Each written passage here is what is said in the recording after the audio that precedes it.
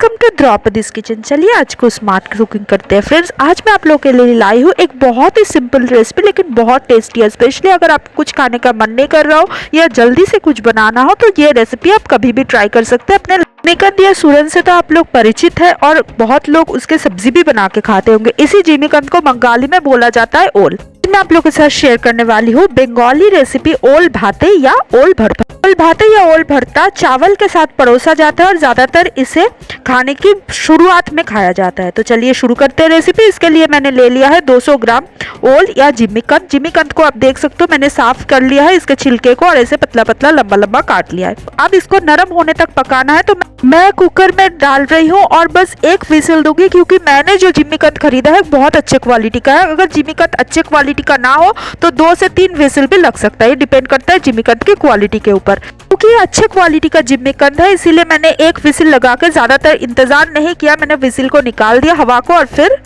देखो अब ये बहुत अच्छे से पक गए हैं। तो मैं इसे और अंदर नहीं रखूंगी, अदरवाइज पानी जो है वो सोख कर लेगा, खराब हो जाएगा हमारा रेसिपी। तो मैं पानी से उसको निकाल दिया। आप एक बर्तन में इसको ले रही हूँ, एक बोल में। और अभी जो ये रेसिपी हम बना रहे हैं ना भरता, इसको गर्मा गर्म ही हमको बनाना है, इसीलिए थोड़ी देर इंतजार करेंगे ताकि ये थोड़ा सा ठंडा हो जाए ताकि हम हाथ लगा पाए। उसमें हम डाल रहे हैं नमक स्वाद अनुसार। तो मैंने यहाँ 1 टीस्पून से थोड़ा कम नमक डाला और ये गर्म अवस्था में इसको मिलाना है नमक के साथ, तभी ये ज़्यादा टेस्ट आएगी। ये ठंडा हो जाएगा ना तो इसको स्मैश करने में थोड़ी प्रॉब्लम होगी और इसके लिए हाथ ही यूज़ करें तो बेस्ट है। अदरवाइज स्मैशर आप यूज़ कर सकते हो शुरुआत के लिए, लेकिन एकदम अच्छा स्मूथ पेस्ट बनाना है इसको तो हाथ से ही करें तो सबसे अच्छा रिजल्ट आएगा। आप देख सकते हो स्मूथ पेस्ट बन के रेडी है। अब मैं इसमें मिला रही हूँ मस्टर्ड ऑयल, सरसों का तेल। तो याद रखें दोस्तों, ये रेसिपी के लिए सरसों का तेल मस्ट है, तभी वो झांझ वो पंजेंसी आएगी। तो 1 टेबलस्पून मैंने सरसों का तेल मिला दिया। अब मैं इसमें मिला रही हूँ सरसों का पेस्ट। यूज़ कर रही हूँ मार्केट में जो रेडीमेड सरसों के पाउडर मिलता है उसी का पेस्ट, लेकिन आप चाहो तो घर में भी सरसों पेस्ट बना सकते हो।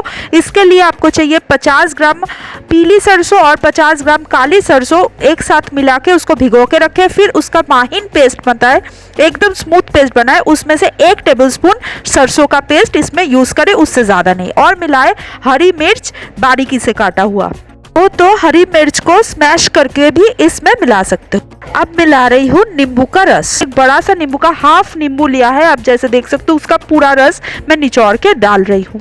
ओल भाते या ओल भरता थोड़ा तीखा टेस्ट होता है, उसके साथ उसका थोड़ा खट्टा, मतलब खट्टा तीखा इसका टेस्ट होता है खाने में। तो इसलिए आप अपने स्वाद अनुसार तीखा और खट्टापन इसमें मिलाना। देख सकते हो अच्छे से इसको मिक्स करना है।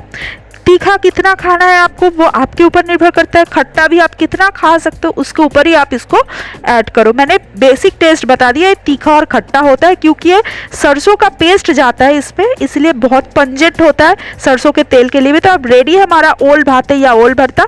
इसको आप इंजॉय करें गर्मा गर्म चावल के साथ दोपहर के खाने में। और मुझे कमेंट करके ज़रूर बताना ये रेसिपी कैसा लगा, और घर पे ज़रूर ये बना के खाएं और मुझे कमेंट करके बताना कैसा बना था।